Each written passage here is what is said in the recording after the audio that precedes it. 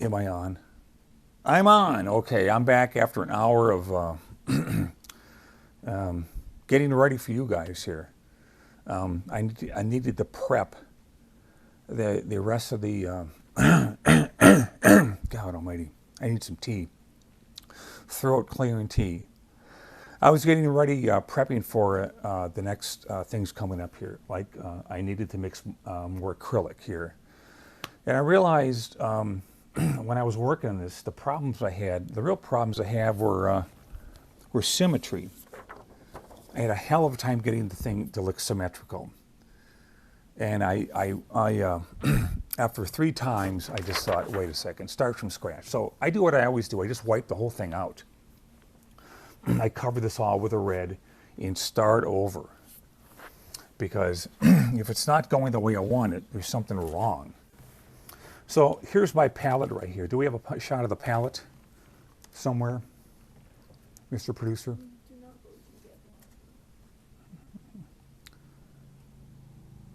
Got it? Okay, there's a shot of my palette. It's all acrylics. It is golden in the Winsor & Newton acrylics. I've got my little spray bottle for the dicks when they get out of hand. I'm going to spray these down just to keep them wet. And I'm going to be smarter about this time to make my job easier. We all want to make our jobs easier. And I'm going to do that by mixing up colors. I'm going to mix up the colors that I need for this arm right here ahead of time. Now, I thought I did that before, but let's find out. So, okay, that's a good for the bright colors. And we got a bunch of brown mixtures here. That's what we have. And for the less light colors, and then the dark darks, which is black and burnt umber. And it's not quite that black, so we're going to add a little bit of the other colors to it to make sure we're getting what we want. Now, my anatomy is different from Frazetta's here. Greg Hildebrandt, I just was getting to know him. What a guy. I really like this guy. And you know, he died recently.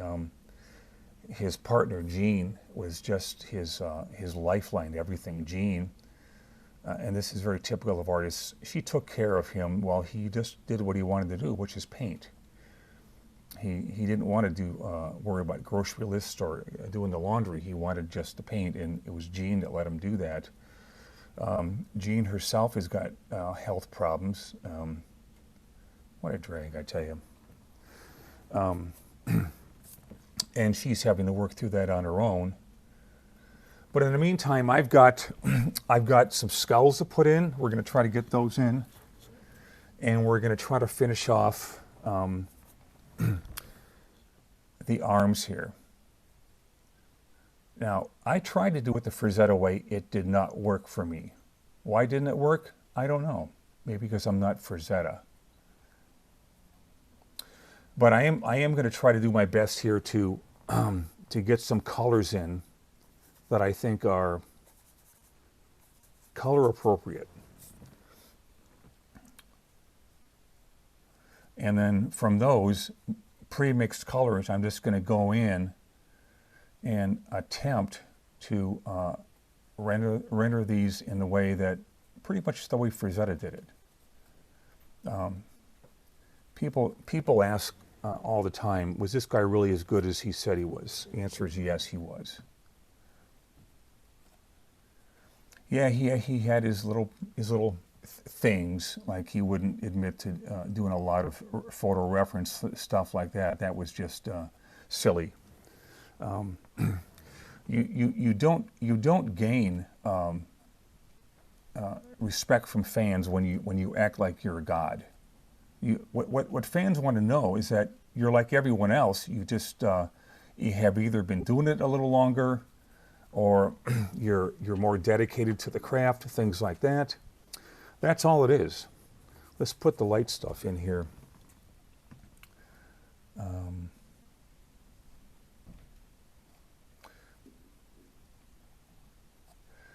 The arm is a form. Everything is a form. A tree is a form. A tree has qualities. It has this color green on it. Well, how do you mix that color green? It has branches. It has a trunk. And how that trunk, how is it completely round? Does it spread its branches off really quickly? Or does it go way up high like a palm tree and then branch out? These are the things that everyone must be aware of. And if you're not, I pity the fool. So we're doing our little number here where we're kind of doing the in-between tones here. This is, I mentioned Greg because this is the way he always worked on something. And I just happen to like the guy, the way he thought. He was a really honest, blunt guy. Nothing like me. But we had a really good time talking about anything that came up. And the funny thing is, I'd been talking with him for a while. And when I approached him for the first time that I met him in Baltimore a couple of years ago, he didn't know who I was. But he just kept talking to me like I was an old friend. So, explain that to me, Batman. So we're going to work in this, and there's basically three tones here. There's the dark tone on the skin when it goes around near the bottom, depending on where the light is. And there's the so-called local color of the form here, which is this middle color.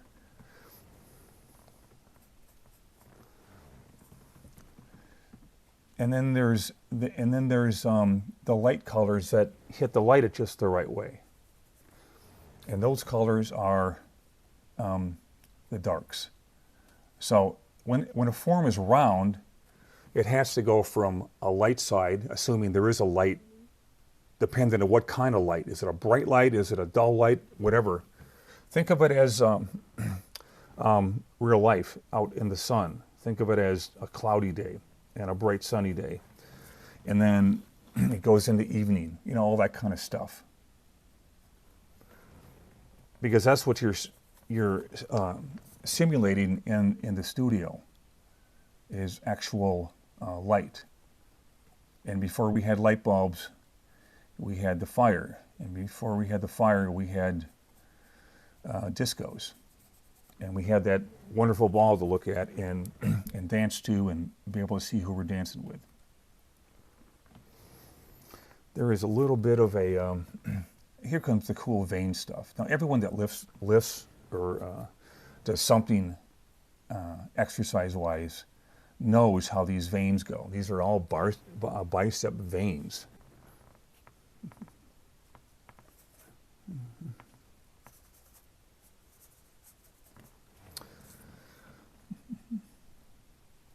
Now we started to get a bunch of questions in at the very end. I prefer to answer those as they come in.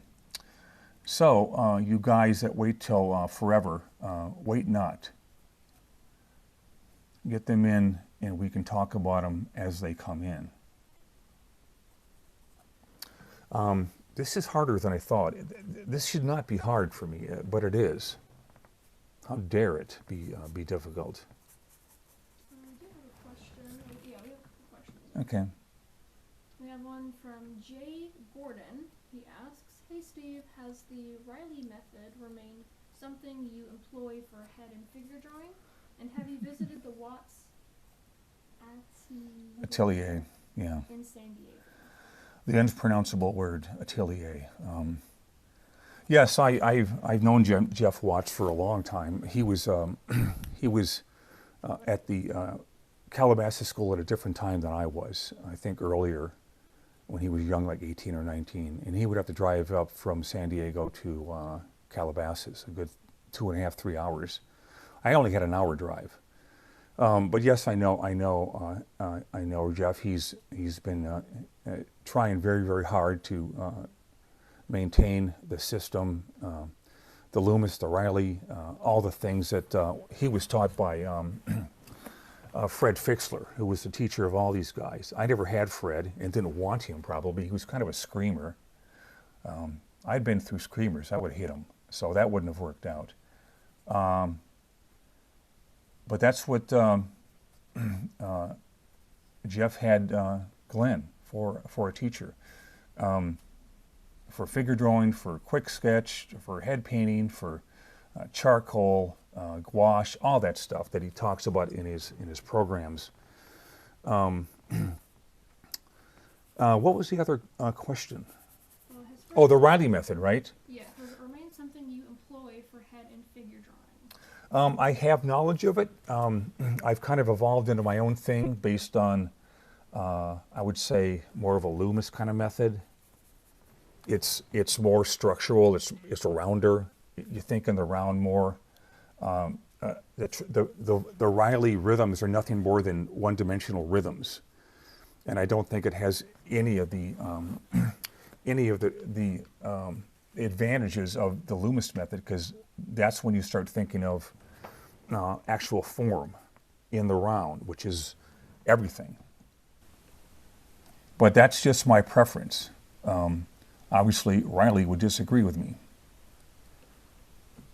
Riley was a very good teacher. Pretty much everyone that I ever knew that was great, except the Chicago people were very much into what Riley had to teach. Is that working out? Boy, I tell you, I just tell you. We have another question from the other comic guy. Asks, what do you see in a figure that beginners miss? What's the biggest leap in thinking that separates advanced gesture drawing just from copying what's there? That's a really good question. See if I can remember it. It's about what pros see that others don't. The biggest thing I would say, number one, is they're looking at little things instead of the big gesture. Let me grab my sketchbook here and show you what I mean. Can we see this right here? I'm going to take this down for a second. Okay, so we're going to grab a pencil. Here's one. I think beginners will get involved in little things like the head first, or little things, and get that right. I don't do that. You can start anywhere, really. But the thing is, you can see the drawing coming out of this right away. It can be you can just put stick figures for the hand. A lot of animators, when they're doing their first pass animation, they do it. You can see what's going on just with a stick. This way, I see the whole thing at once. Because if one thing is, if one of these things is out of order, then what good is a well-drawn head that's too small?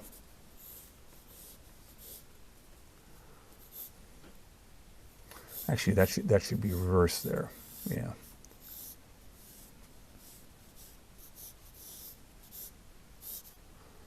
And then you're going to get your three-dimensional sense of light going on there, and all that kind of stuff. And then you break it down to all the things that you have to know anatomically. So that's what I do, and that's probably the best thing I can tell you about beginners. Beginners aren't able to see the big picture very well, and I don't blame them. They're so obsessed with little things. Like I was obsessed with little things. Things that you've heard before, like if I bought this guy's brush, I would be in the clear. No, not exactly. I'm going to get some blue in here. Well, look at that. Here's the blue. These are golden acrylics. Some are Winsor Newton. They're both exemplary paints to work from. Try to put these caps on tight, unlike me. All right. I want to get some different colors in there. I just don't like this monochromatic thing that I've going on here. So let's see if I can add a couple touches of this, and it'll make me feel better. So I can sleep tonight, of course. Frazetta was really big on using artistic color. Artistic color is not actually there in the skin. It is a extrapolation. There's no actual blue like there would be here. But artistic color versus a straight brown with 3 values of brown is less exciting. So I've learned to call it artistic color. Other people are going to say, well, of course you can see all those things in there. Well, I say you're full of crap. I don't see them. Nobody else sees them. They just pretend they see them because they want to sound smarter than they really are.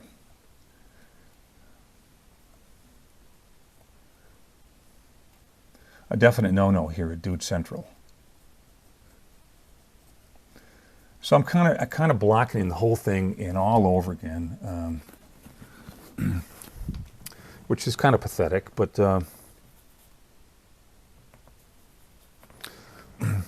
I used to think that well, I don't think I ever thought about it. When you're like 18, 19 and you're in art school and you're doing all these assignments, I don't think I ever once thought, how good am I going to be someday? The only thing I thought back then is if I got an airbrush, I could do anything. Because everything back then in the 70s was airbrush album art, and every guy wanted to do album art back then. I used to walk up to bands when they were in rehearsal and say, "Hey, what do you think of this drawing right here?" And they would say, "Well, it's pretty good. The nose is too big in one of these guys. He's a little sensitive about that." But, you know, it's this is what life is about, is experiences. If you don't go outside and do what you need to know that you have to do to meet people and get a rep and see people's reactions, then how in the spickle spit are you going to learn about the world that you're becoming part of? I just know we have another question coming up. I was going to say, we have raised a total of $5,971 in pledges. How much was that? Almost $6,000. 5,900. Oh, okay. So, That's for both. Okay. yeah, okay. Well, we're looking at right now the big campaign thing where we're trying to raise bread for the Steve Root How to Draw book.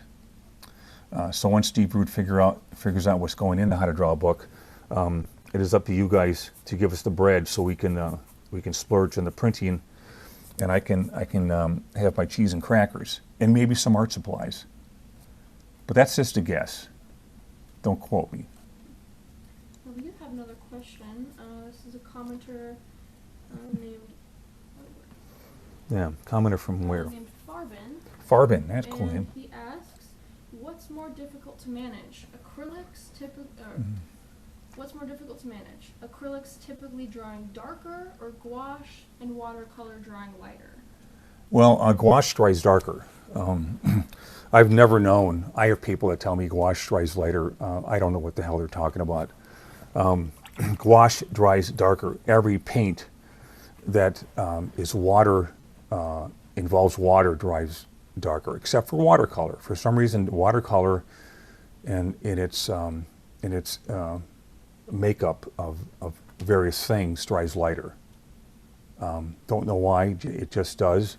Gouache always dries darker, and it drives me nuts. And acrylic will also dry darker. But the thing is, you know, I've been working with this stuff for so long, and what I find is, I didn't have any problem with this dark stuff this time. Which doesn't make any sense. But then a lot of things don't make sense in this world to me. And then the next time I try this stuff, I'm thinking, this is way too hard. How does anyone work with this crap? So a good question there. And that was coming all the way from Stalag in the tundra of Siberia. Where did that come from? We do not know. We do not know. Okay. Well, we can find out because these listeners are really on top of things. Let's hear from Kathmandu. Let's hear from somebody scaling the wall of some great mountain right now. You can tell us all about it, what it's like to reach Mount Olympus. Jonas Cromwell asks, what are the best tools to use for making advanced perspective drawings?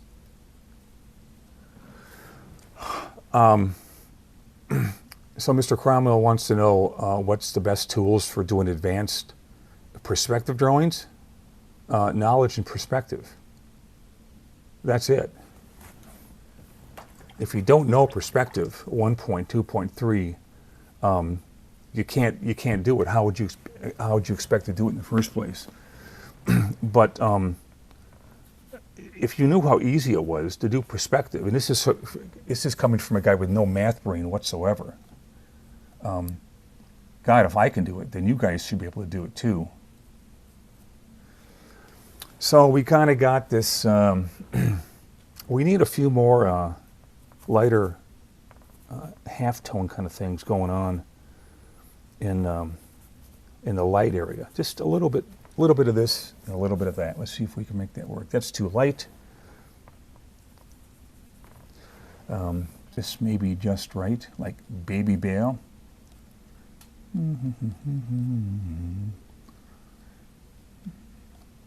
This goes round, so it should go down like that a little bit. I don't think it needs to be that dark right there. This can be a little lighter. These are all things that you learn to kind of sense. I learned them from copying artists. I learned everything from copying artists. Real work is hard, but copying people is easy and fun.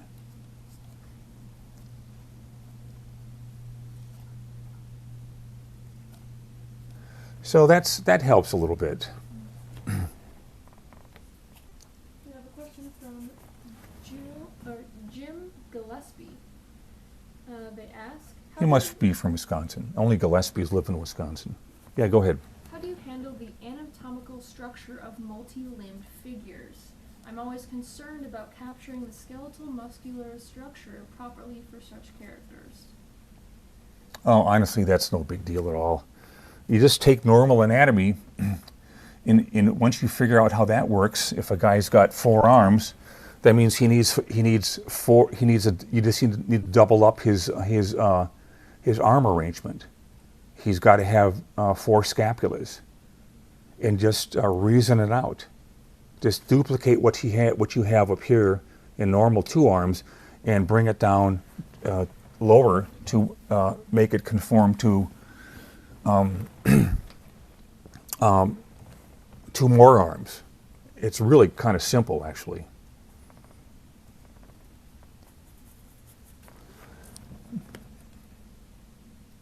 Oh, that's too dark. And thus the challenges of the world of the dude keep multiplying and multiplying. All right, well, I think we kind of got this down. There's something I want to do here before I get into that skull stuff. I was looking at this the other day, and I thought, you know what this needs here, Steve? And Steve says, what? And Steve replies with well, why don't you try this right here? So I'm going to try that right now, since I've already talked to the artist about it. I think it'll be kind of cool, actually. Also, I think this guy needs some wristbands so he doesn't get that carpal tunnel thing. I mean, come on. I mean, guy with an axe, that's a heavy thing. That's not going to come easy for him. It don't come easy. Now, every form has a little bit of a light and dark thing going on with it. Take where the light area is and put that on the band, And if you need to make up another value of transitional paint, then that's one of the hard parts about doing all this stuff. You have to know how to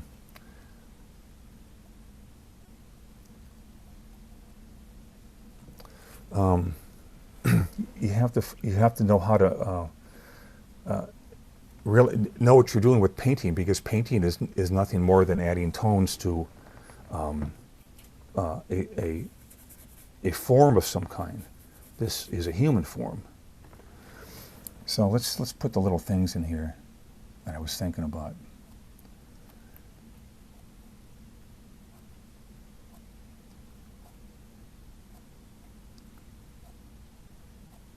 Frazetta's got a different kind of a take going on here. I've got my dude take going on.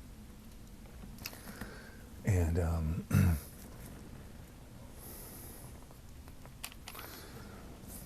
I'm often shocked at, no matter what kind of reference I work from, unless it's life painting, then I see what's going on, because I'm working exclusively from that. But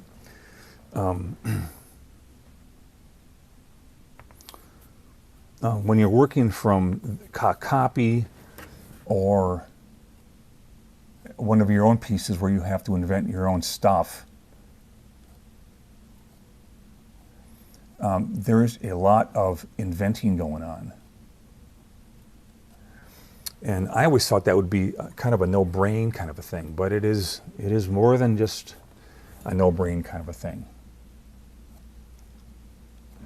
Like that, I just have to kind of see where the highlights are going to work. And if I think they're wrong, I have to change them, which is a real drag. I've got more control over this paint than I did before, so that means I'm kind of on target here. Oh, we got a comment saying he needs those power bands they used to advertise in the 70s comics. Well, he certainly does, and I'm in total agreement there. So let's. This is going to give some form to this guy's. Let's do that. Let's kind of do it down the middle here, just enough for the city. And we have a knife thing going on here. We're going to put that in. This is a very clumsy paint to work with. I have had trouble. I have had no trouble working with this stuff, and I never know quite what's going to come up and surprise me, which is just so wonderful.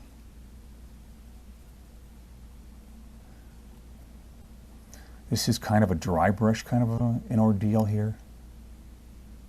I like the word ordeal because that's exactly what it is. It's you're facing life and death with every stroke of the brush. What the spit?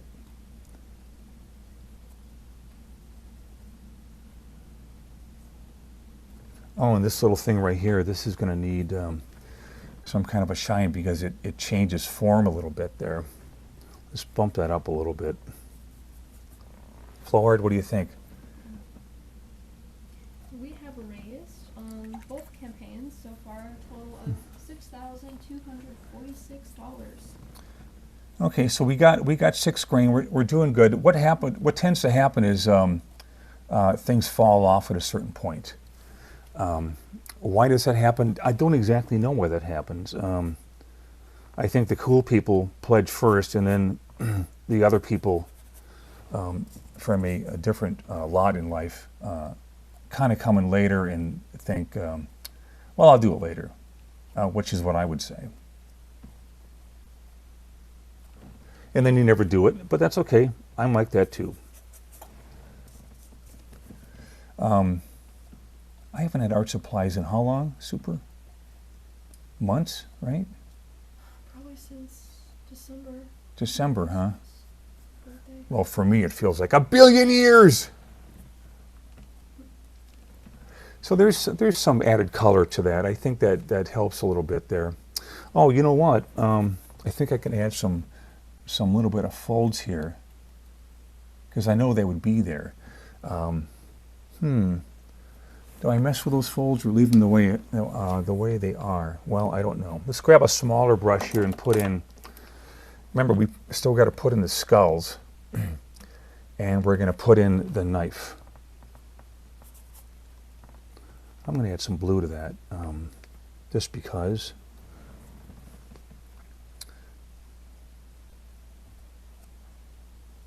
We have one more question here. One more, huh?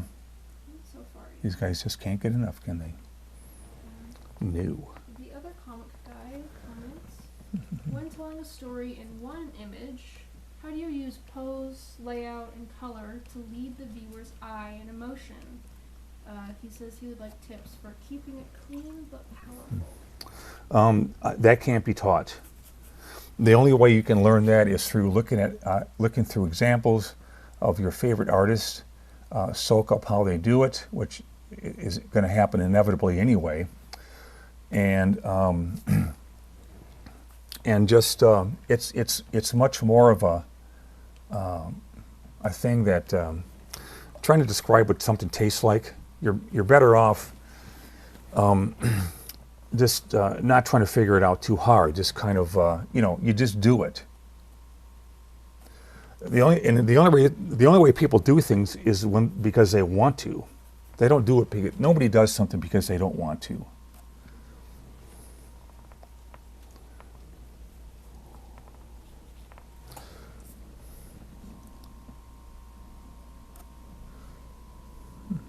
Okay, so what I'm gonna do here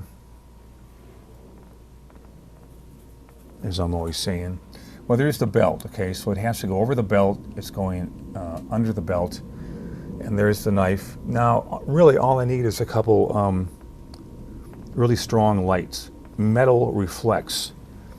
Metal produces bright highlights.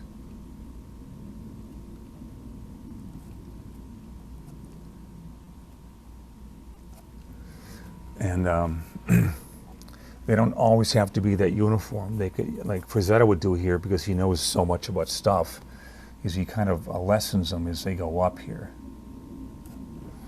We can push that even more. I've had a lot of art teachers tell me that very thing. Don't make everything too uniform. I do know that when this thing buckles a little bit and goes out, there's going to be a very small sense of change of form going on there, and I'm gonna up that just a little bit near the top. And if that's a little too much, then just knock it down a little bit. This is the art of painting as I know it right here. It's just one long reassessment of what you're looking at.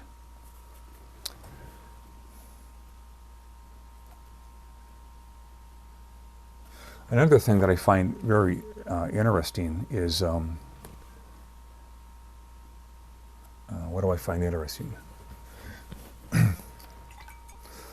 Is the fact that there tends to be a difference, not always, but there tends to be a big difference in people that start out with the business and how they draw and how much energy is in their work, to people that have been doing it over 15 years.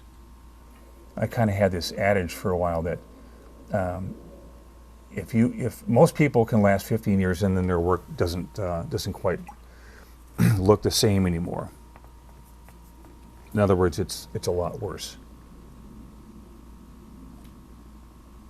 See, I'm not going to put highlights in all these things, just the ones that come forward, and then the rest are going to recede, and that's how you show that something's going to recede. Recede is somewhere in Wisconsin. I've been there. Let's do a couple of these things here. Okay. You guys get the picture, right? This one has one, this one barely has one, and we all go home happy.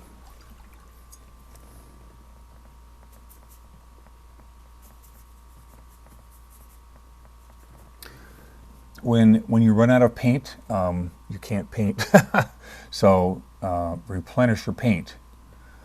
That was a real zinger from my old teacher, Mr. Campen. You can't paint without paint. I've done that my whole life, done something stupid like that. I just keep going and going when all I have to do is stop and put more paint in there. But am I doing that? No. And the reason I'm not doing it is because I'm too caught up on the damn thing to take the time to stop. So there's a whole bunch of different ways to get in trouble when you're painting. Make sure you explore all of them and find all the ways that can mess up your life.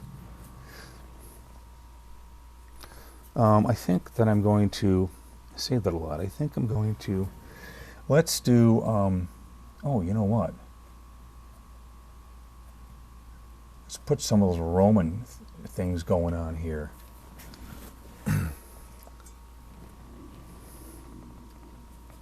This is another very common thing that happens when you're painting.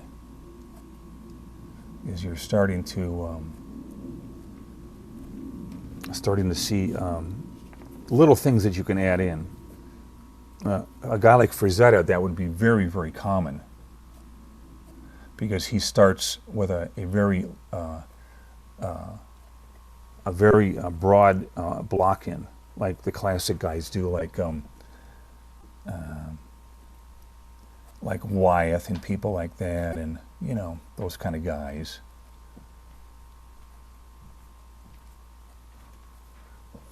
Let's put the little rivets in there. Rivet, rivet, rivet. I just, it looks like it needed it, so that's the only reason it's in there right now.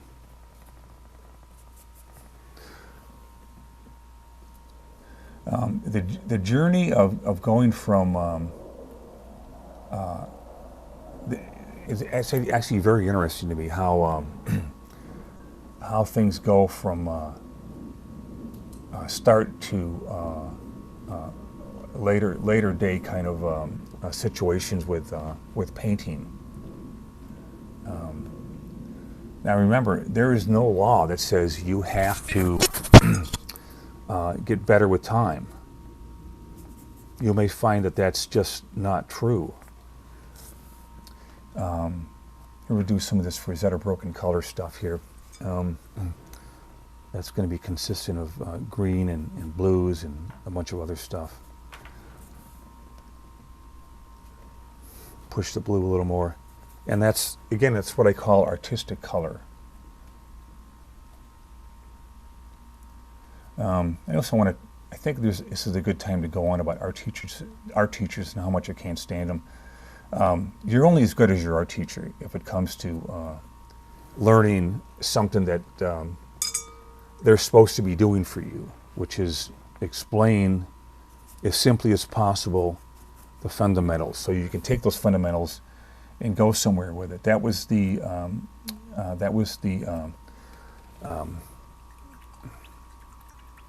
God damn it! I hate it when I can't think of the right word here. That's what the the potency of that's not the right word that Riley had. He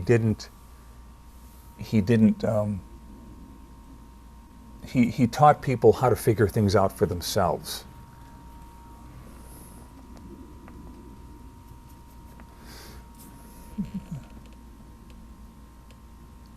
So they could be freed up to do,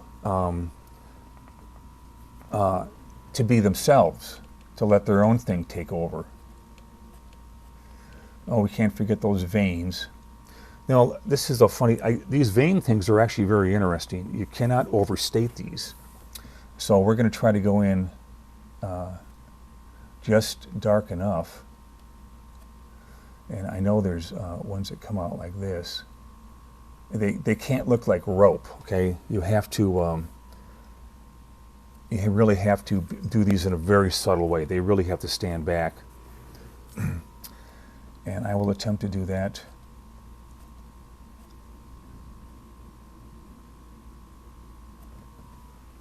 That's not quite there yet. They're a little thicker than that. All right, we are about 40 minutes in. 40 minutes in, huh? Okay, well, for you guys that are out there doing your 18 holes, you're not going to get a chance to see this stuff. But there's always hope later on. And they can tune in next at 1:30. Okay, so you can tune in next time at 1:30, all right? Today at 1:30. Today at 1:30. Today, not tomorrow. Today at 1:30. It's 12:44. And it's 12:44 Arizona time right now. In Swahili, it's probably 11 hours past that, so take note. All Swahilians.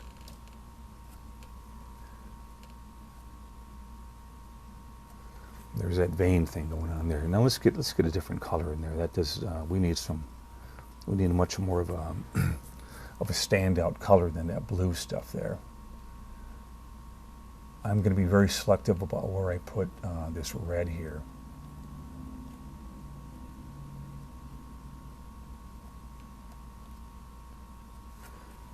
And that is the wrong color over there, boy.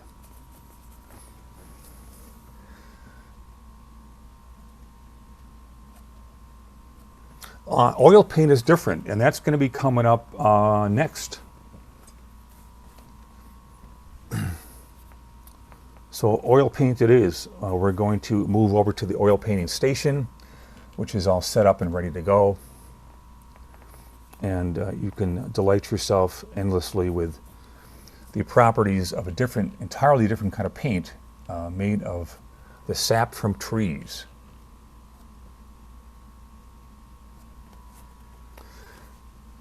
So if you're into tree sap, you're in the right place here. Need a transition color there. This is I don't know if this is easier or harder than it used to be. I just know that it is a pain in the buttocks. It still is. We got a comment from Luke Oakley. He says, "Hey Steve, happy weekend. Here is the Perspective German again." Ah, okay. It's good to keep Germans in perspective. Yeah, I remember him. He was a good guy. Whew. And was there a question? That was it? That was it. I demand a question from him. You can't just call in and blah blah. Let's axe for the skull. Let's do the axe. The axe falleth. So very simply, this is how I would do things. Remember that when this guy's holding something, it has to be balanced somehow. So this is really heavy. He doesn't want this thing to be way over here. And that's something I thought about when I was first putting it on. Because, I like to put people on. Actually, no, that's not me at all. I just like to, explain things so things are easier for you guys.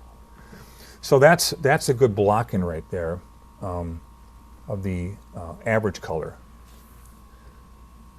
Make sure you get out your ruler, unlike me, and try not to fake the thing. So there's a counterbalance there, okay?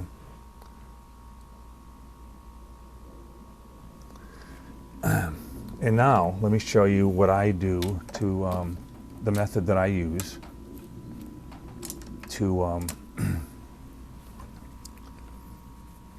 make sure I can sleep good at night. Let's take a little bit of this. First of all, let's squirt the damn thing over here. Let's get get this thing hydrated, as they like to call it. And remember, there's form on everything. This is just a round form.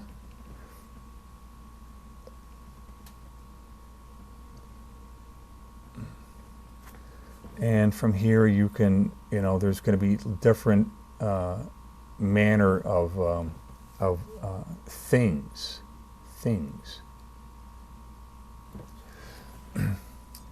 I'm not going to put the blood in there yet. I'm just going to. I know this is metallic, and Now this is where you really need a sense of reference. Either that or you would have, it's real simple. Either that or you've drawn metal on these things for a long time. And if you haven't, you get out the reference. The reference that is so easy to get now, unlike when the Mr. Humility was growing up here, when we all went to the library.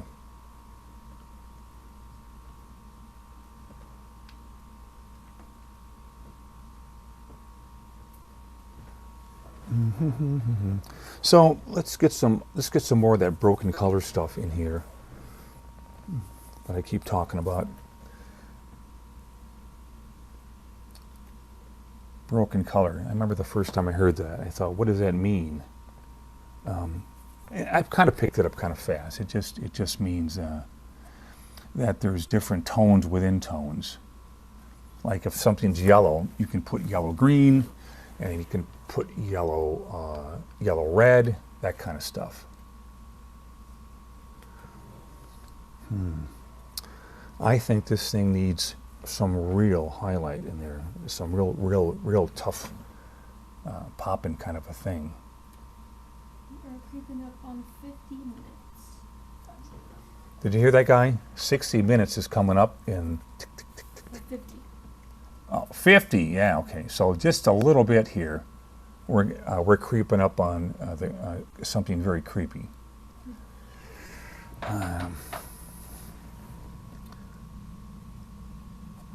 Now that tells me that it's metal,